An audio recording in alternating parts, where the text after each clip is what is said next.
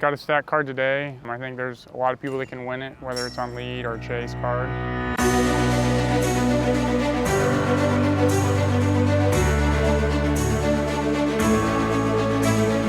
I'm only one back right now with Calvin and Corey. Stroke swings are going to happen, so I just need to try to stay focused for all 18 holes. Corey's been super solid. Obviously, Calvin knows how to win. And then McBeth. It's going to be a battle. It's going to be a heat battle. It's nice and warm today. Just excited. Hopefully get off to a hot start and then just ride the wave.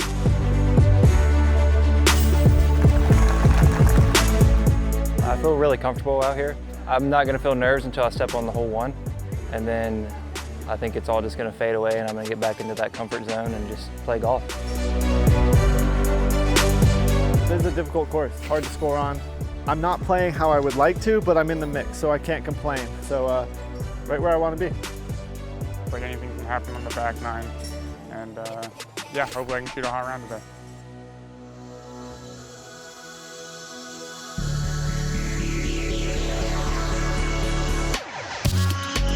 Hello and welcome to final round coverage of Discraft's Great Lakes Open presented by Grip 6. You are watching the Disc Golf Pro Tour stop number 10 on JomezPro with Nate Sexton, Jeremy Koling, and Paul Ulibarri. It is set up for a fantastic finish here. Sunday at D-Glow, we have a tie at the top. Calvin Heimburg has been in this situation before, but he is 0 for 2 when tied going into the last round. He's looking to change that fate, and so is Corey Ellis, a player who has shown us that he has what it takes to compete at the top. His best finish ever in Elite Series or Major is third place at this event last year. He is looking to put his name on that trophy today. Paul McBeth, obviously a two-time winner at this event and has never finished out of the top 10. Simon Lizotte, look at his greens and regulation percentage and his birdie percentage, both second in the field. He missed some easy putts we saw first round, but man, if he cleans that putt up and shows us what he has on this big course, he is going to be a factor in this last round. How about that fine crystal jug these guys are playing for? That would look all right on the mantle, I think. No doubt. Hole 1, par 3, 516 feet downhill. You guys have been watching it. The big mistake you can make, straighten out and go OB, or put too much hook on it and find those woods next to the basket. They are very thick, as you can tell from every camera shot we've ever showed you, showing those woods. They are not messing around. The Russian olives are intense.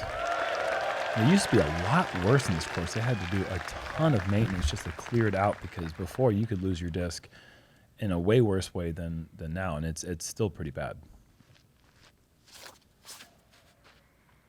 Calvin getting some turn on this. It looks pretty good, and I will say, as big as this course is, the shape of the course is fantastic. This has got to slow slow to down. sit. Oh, wow. Yikes. Oh, wow. There was a little bit of that today with that left to right cross tail. The Annies were going deep. Corey Ellis. These two literally throw the same line. They really do. This is going to be a really exciting battle all day today. They like that low penetrating Anheuser. Let's see if he gets it below that. Yep. That looks way better than round 2. Yeah, too much. Diving turn. too quick. Yeah. But even with it diving quick, he just throws so hard that even if it is diving, it's still penetrating forward. From Huntington Beach, California, Paul McBeth.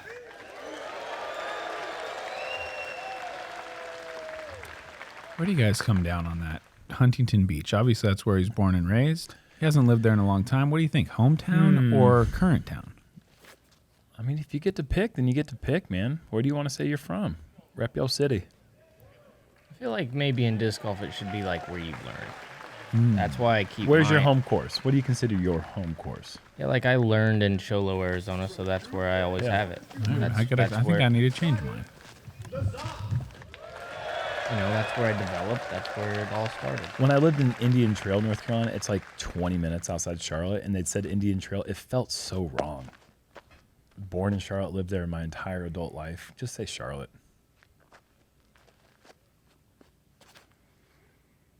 Simon, higher, wider, glidier. I don't think this Bye is bye. gonna do the Yeah, trick. this is gonna need the Heimburg slowdown. Oh my. Okay. Wow. Got it. Still not gonna do it, but better than an out of bounds stroke for sure. At least one better. Maybe two. Oh my gosh. Wow. Oh my gosh. That looked really good. Who else has that distance at that slow speed? And other people can get that distance, but it's rocketing out of the hand. He just gets it to glide so slowly. Yeah.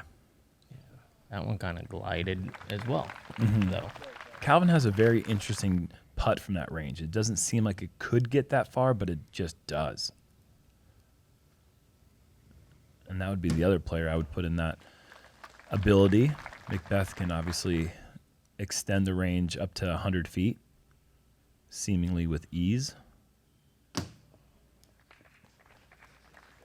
Annoying little roll. Is it inside circle one? I should think so. Then he's probably going to make it 100% so far this weekend in inside the circle stats. The player who had the best inside circle one percentages and circle two percentages in 2021, which leading both of those categories in the same year is unprecedented. I mean, crazy to think that somebody could be winning in both of those or leading in both of those. Yeah, I mean, at the end of the day, putting's putting, and he's great at it. So, I do like that stat. He did not play all the events, so it's kind of. He didn't play DDO. That's where putting Yeah, that's where percentages putting go to go- die. Definitely. or I don't believe he played Waco. Like Yeah. there's some Vegas. asterisks on that. I'm not taking. Obviously, Sure. he's made every putt. Yeah. But for an entire season, Yeah, you're right. I did not even think about that. Like, DDO is just an anchor on your putting percentages. I remember I was leading. Vegas. I was leading the tour in putting one year, and I was just begging for Jomez to put. They were putting up stats all season to that point. I was like, "Hey, put up a stat saying that," and they just never did. And then DDO just like took me from first place to like 30th in one weekend. I was like, "Jomez, why didn't you?" That is nice. Oh my Look gosh, at it the just keeps skip. going. That is really far up the hill. That's the longest we've seen by 50. Phenomenal shot.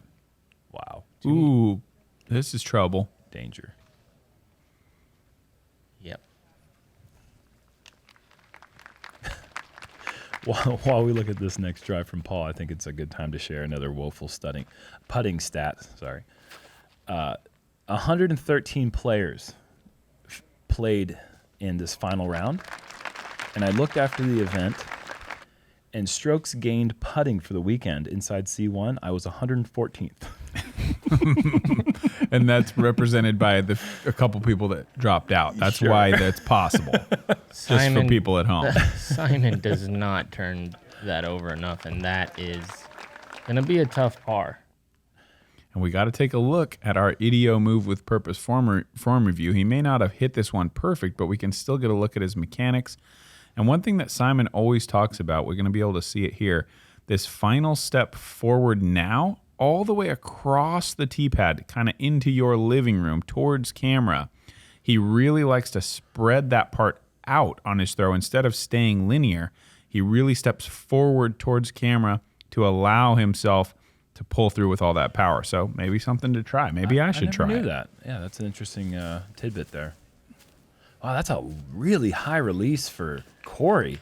Is he going to get nearly to the top of the hill from that spot? That's incredible. That was an ambitious attempt there. Terry Miller knew. He was already all the way up there waiting. A little bit of hyzer finish required. Here it comes. Didn't Yeah. quite catch the edge. 4 feet farther, and he catches that hard pan. He gets another 30, 50, yeah, 30, 30, 30 feet or so. Simon, nothing else Wow, to it do. But was look that how bad. far up the hill he was. I mean, he just pitched out sideways, and he's got a very short pitch.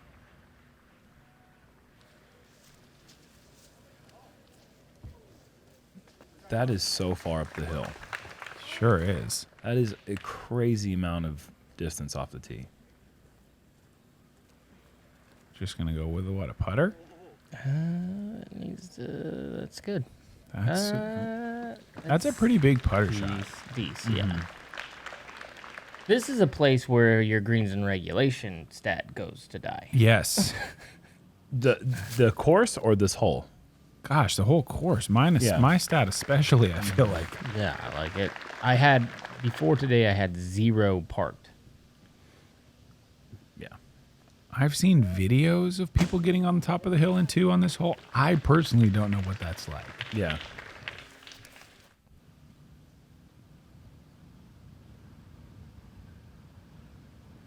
Oh, no. Just a little high. He hasn't been putting particularly well this tournament. But I don't know. I played with him round 1. He putted pretty well.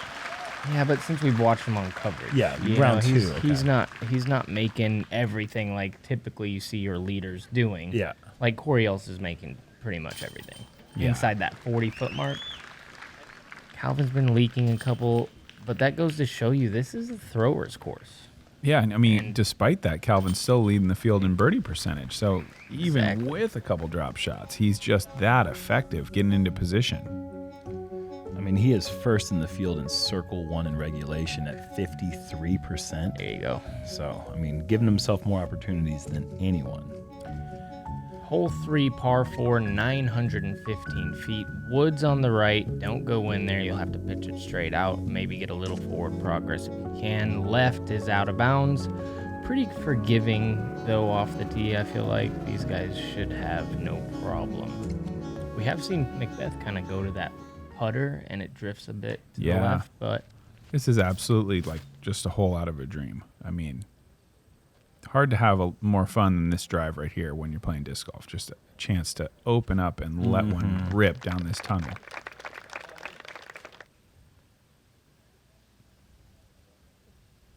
and if you're playing really well in the tournament, this right here, I feel like this needs to drop.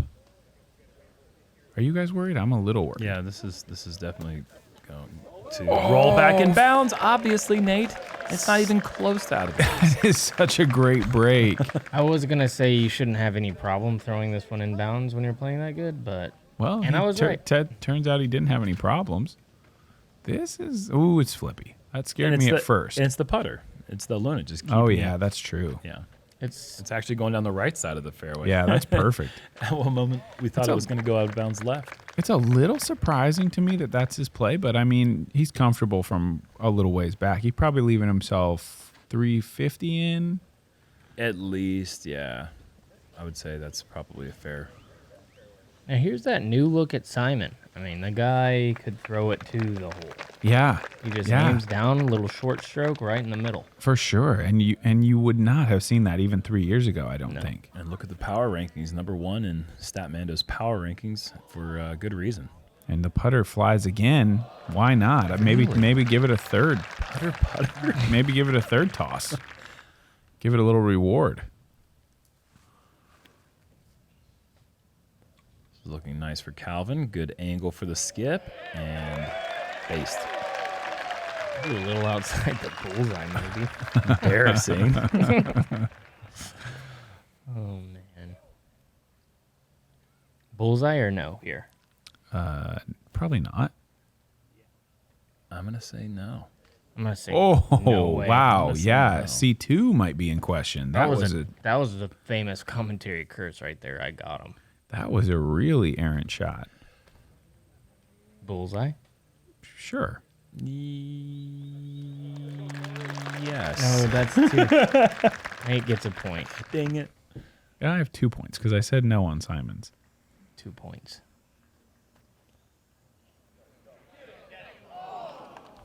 Yeah, he's going to be disappointed with that one. Really got away from him. And pretty simple shot, honestly. And just like that, he dropped to #2 in the Statmando power rankings. It's pretty unfortunate. Good birdie from Paul. He changed putter. Yeah, people do that. Just pick up the clear one and toss it in and get your... I love that, getting a birdie with just one disc. Yeah. I mean, especially when it's a par 4. Pretty surprising to see nobody get 1 or 2 on this lead card, honestly. Yeah, it is. Very surprising. That means that they're giving the rest of the field a little... Little hope. Yeah, maybe. A little hope, yeah. Hole 4, par 4, 580 feet. You got to miss these cedars straight ahead. Try to work your way up under this next set of trees. Perfect landing zone is right about here to allow you to kind of throw something quick into the hill and skip it up if you want, or maybe float something in. Keep in mind the back side of the screen slopes away really quick.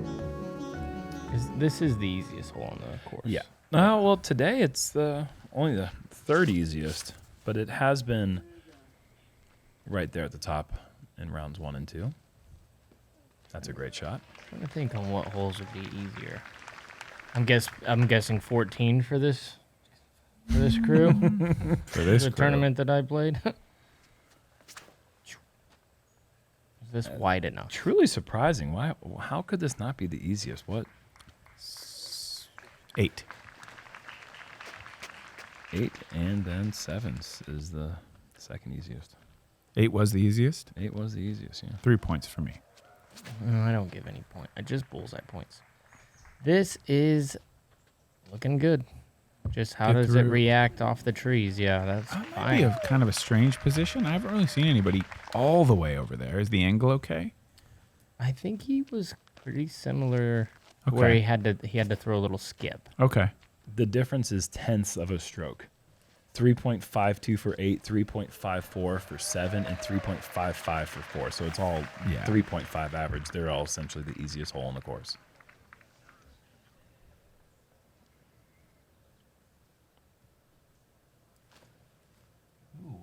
Did he? Awkward, but that's Yeah. going to work out perfectly. It looked like he pulled it a little from that angle, but that was really good. I feel like Yeah, it was. Toro golf. Anheuser coming up here for Calvin. Beautiful. Anheuser. Nice reaction on the hillside.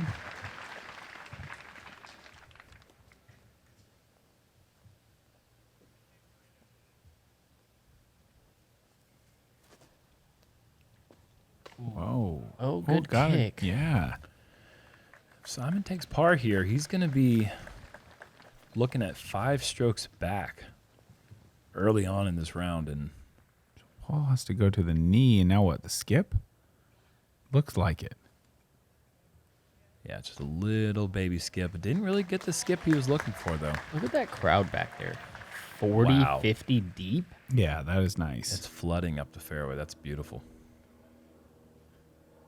This is that's a very early important make for for Simon to miss right there. He's gonna have his work cut out for him if he wants. Whoa. Sorry to interrupt. No, it's surprising to see Paul miss everything.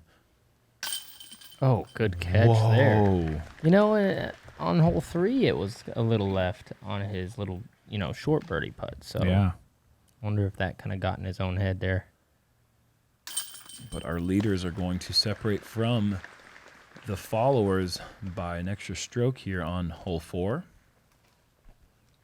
So Calvin gets close for his tap in.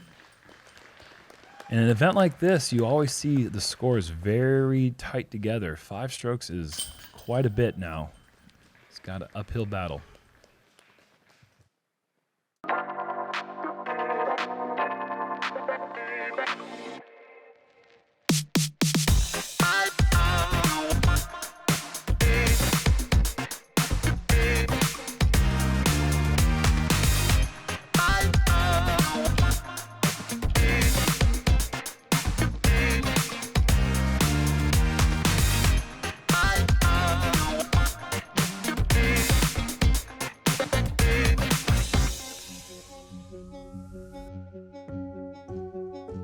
Looking at the fairway of hole 5, par 3, 480, as straight as it could be down this hill. The grass, a new addition this year, just looks absolutely beautiful. Out of bounds on the right and long in this marshy area. Just take your straightest disc and put it on a line, I think. These guys probably going mid-range.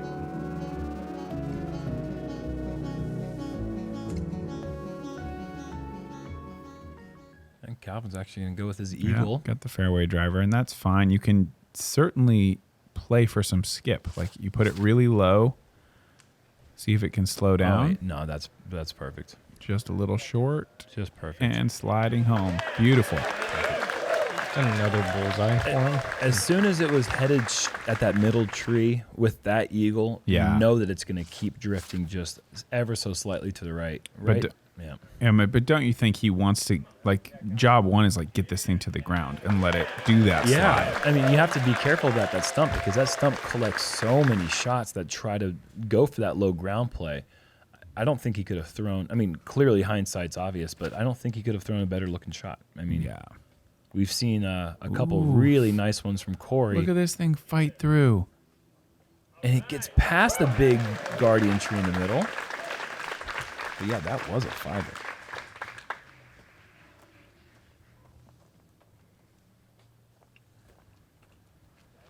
Straight fairway driver.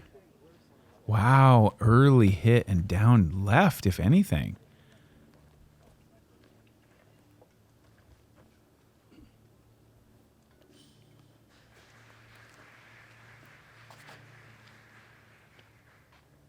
That looks pretty good. If it's going to keep... no, that's perfect. Now it's getting that nice late stable skip. Wow. Yeah, in the bullseye or maybe just outside of it. In the happy place. Mm-hmm. How close was this on the right side? Inches. Yeah, it did look like it was riding the line there. Calvin certainly a little bit more up the middle. Both get some follow flights. I think that would have been cool to have Corey's in there, you know, just kind of Yeah. dribble off to the Right. left. But, I mean, it's still, we'd all take it. Uh-oh. Ooh. Circle 2 for par.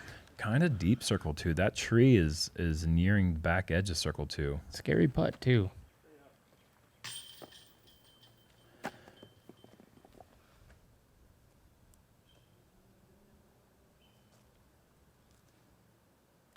Corey Yeah. Ellis delivers. And he's got himself a little turkey.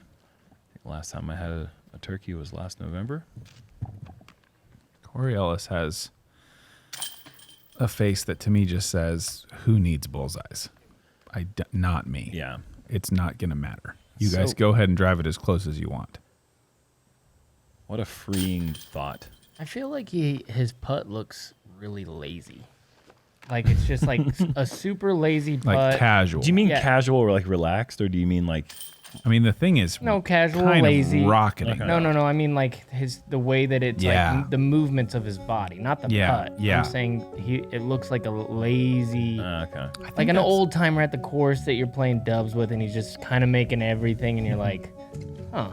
I think often when I'm really putting at my best, I do feel kind of like more looseness in Yeah. my joints, and like when you're putting bad is when you're like tensed up and like everything's really like you're thinking about form now and you're being like mechanical. And yeah, he certainly has that smoothness and that looseness to his delivery where it enables him to be so consistent and so fantastic. Yeah, it was not a diss in any No, way. I know. This is A little overturn, and that's going to put him in the middle, but kind of putting it up to chance with that much edge introduced. And if you're just joining us, this is a pretty tricky par 4. You want it to turn over into this little collection area. Calvin almost did it. This is perfect. And then you're going to go over a ditch into a really well-protected green. Where would somebody be if they were just joining us? Like, I think he means like if they haven't watched the other rounds. Yeah, like as far as a whole group. I think that's what he means. That's what I maybe was they thinking. came The back same from thing. the kitchen or something. They've been gone a while. Yeah, that could I have. hear you. Simon went for that super aggressive roller, kind of overcut it. I mean, when Jomez gets picked up by cable and they just show old reruns. Did he make it around? Ooh, this has got a chance to be special. Oh, if that fights through, Yeah. it's a That's putt fine, almost. yeah. Yeah. Just keep cruising down. Wow.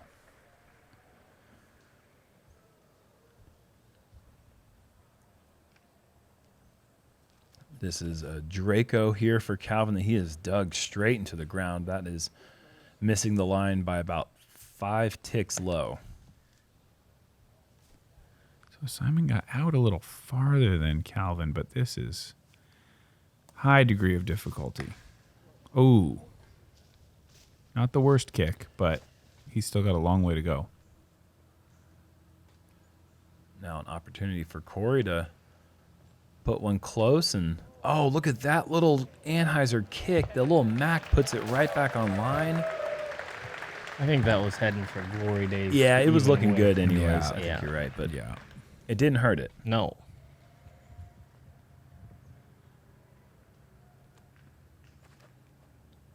Wide, slow. Oh, nope. Simon has missed a few shots today that just don't feel like the type of shots you miss when you're going to be hoisting a crystal jug. I'm not going to say anything's impossible, but man, those are not the kind of shots you can get away with on the lead card on the final day of an Elite Series event.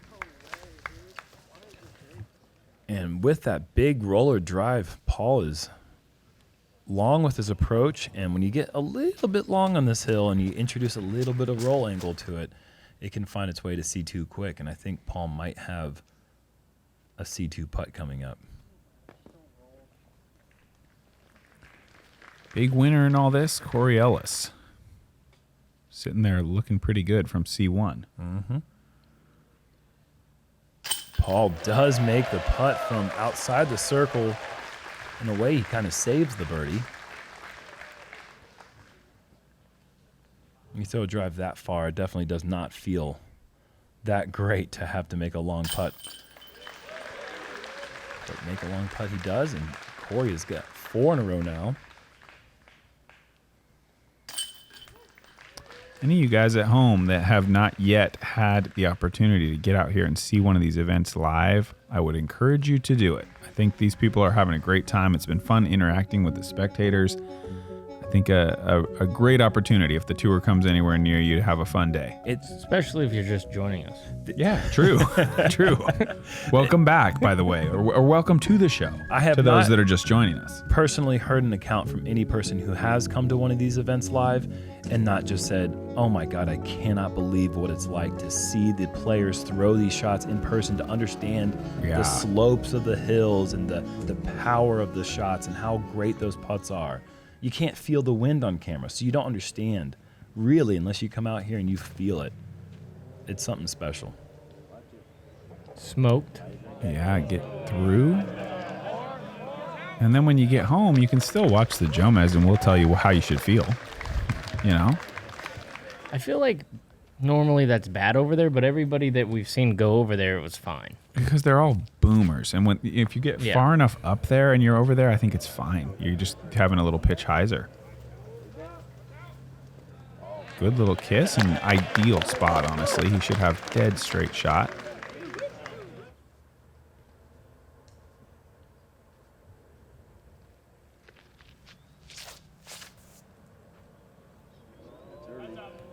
Inside? Yeah, inside, but it might not be that bad if it just continues doing that Calvin thing where it goes forward, but this does make its way into that pretty thick stuff on the left. He might not have a really good look. I mean, like I said, everybody who's gone over there has just been absolutely fine. Well, we're about to see another one, so we'll get some more data points in our science experiment for what happens if you go over here. And once again, That we got a one's dodgeball team just in the making here in our gallery on the left side of the fairway. They are expert dodgers. McBeth going back to that clear and straight. Working again.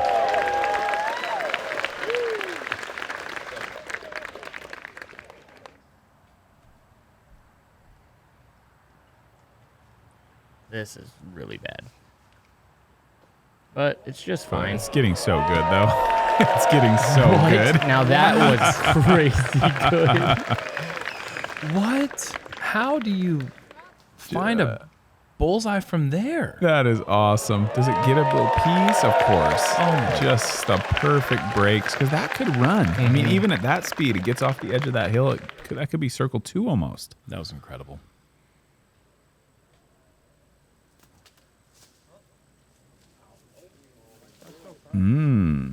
Okay, not good. Corey's not looking like a birdie is going to be possible here on 7.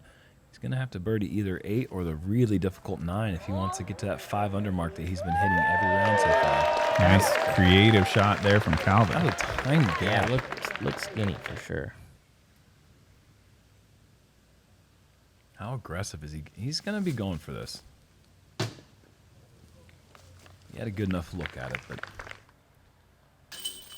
that's on the tee shot, not on the approach. That was a very difficult approach that somehow Calvin and Simon made look very simple.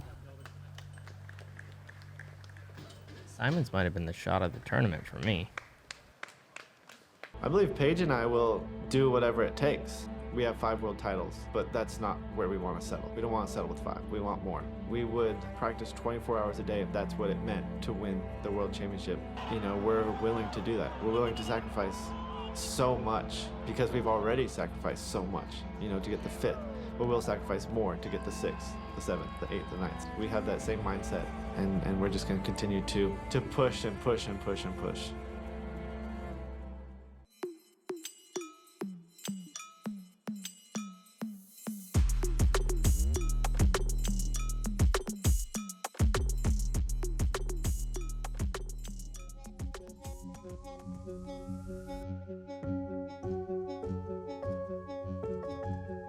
Easiest little guy on the course. Super easy. Hole 8 par 4, and if of course it's only 500 feet, but you do have to hit a little gap, get as far left as you can, then up the hill to the right, keep it low so you can skip it right in there in the bullseye. You're not going to see many bogeys on it. The bogeys you're going to see are going to be rollaways from missed putts for birdie. Did you guys realize that commercial we saw as we're watching Paul here, that Paul McBeth and Paige Pierce got their first Elite Series win together at the Beaver State Fling in 2011 on the same day? Oh my gosh. Wow, they've just been connected since day one. Isn't that crazy? I didn't and then know to that. become, that Mando, Did baby. you guys just see Calvin go through the V of the big tree? That was crazy. It's a wide gap, and he went through it perfectly, so I don't blame him. That still gives him an outside chance, I think, to Not push outside, it up right? there. Yeah, I guess outside. He's so powerful, though. Simon's going to be in a spot where he's going to need to throw a very high stalling turnover. And I think Corey is too, unless he gets a lot of skip. Looks too long. Yeah, those need to just go straight left out of the gap. Still going rock.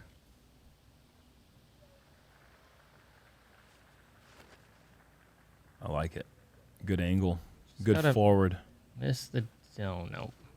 Oh, Wow. You're always going to have to battle those limbs up there, but the trick is just giving the disc a chance, and that's what Calvin did perfectly here. Calvin is such a boom daddy. yeah, he is. Don't you think? Oh, he's a boom daddy.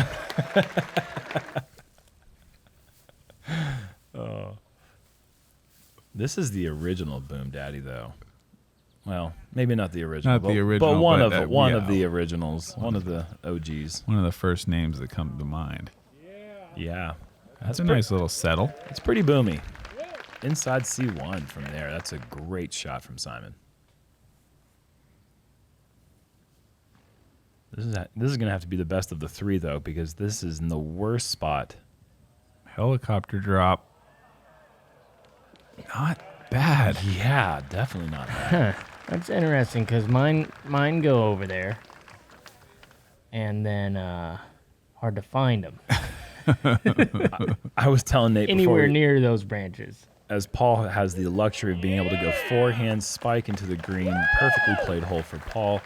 I was telling Nate before we started commentary that I had to throw a similar shot to the one that Simon threw, and I could have just taken 10 steps forward and just caught it. It was just an MTA Return shot. to sender. Yes. Try it again, buddy. Simon's been off a little bit. He needs this to go. He doesn't get it. Turning into not turning into, it's Yeah. turning into a 2-horse race.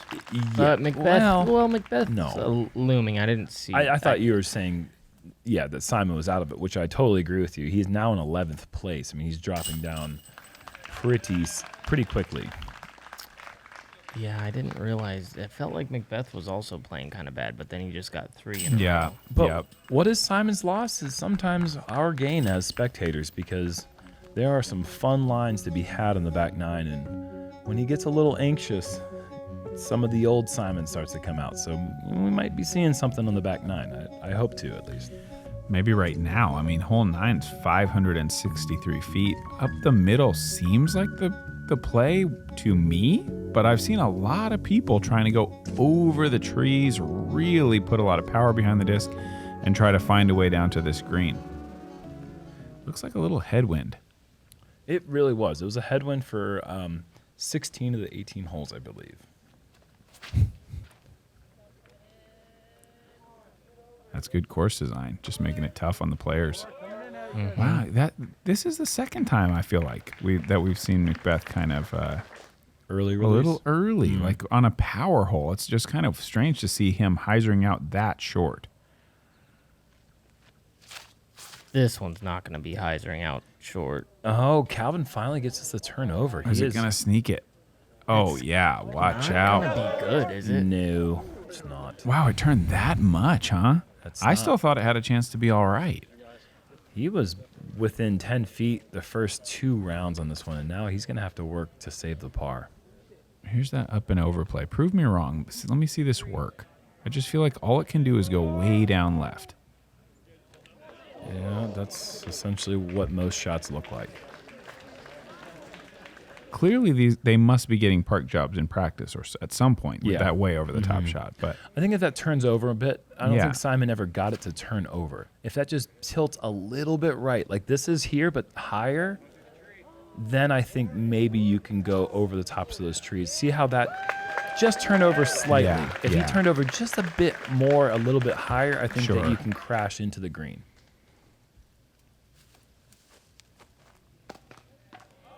don't roll. Yeah, good. Those rocks are kind of scary.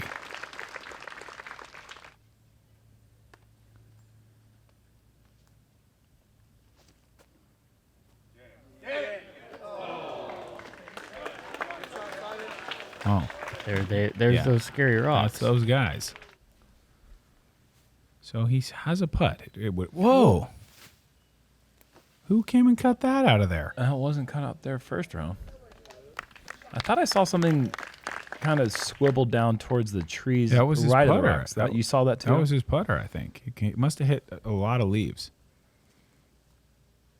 Corey, 3 pars in a row to finish the back nine. I thought for a second that he might be beating that 5 under score that he's been putting up on the front, and now he's actually 1 back of it.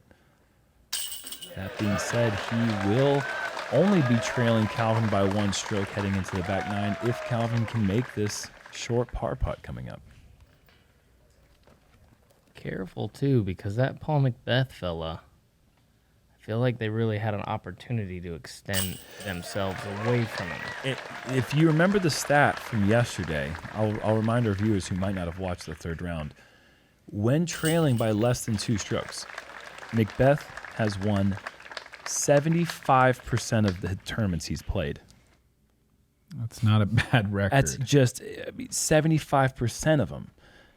He's definitely a factor going into this back nine. He is he's tied for 3rd with Ricky and Kyle Klein. Yes, that's what I was going to say. There's a couple of factors on that board that we're not watching. Some players playing really well. And look at Brody Smith at 6 under on the front nine.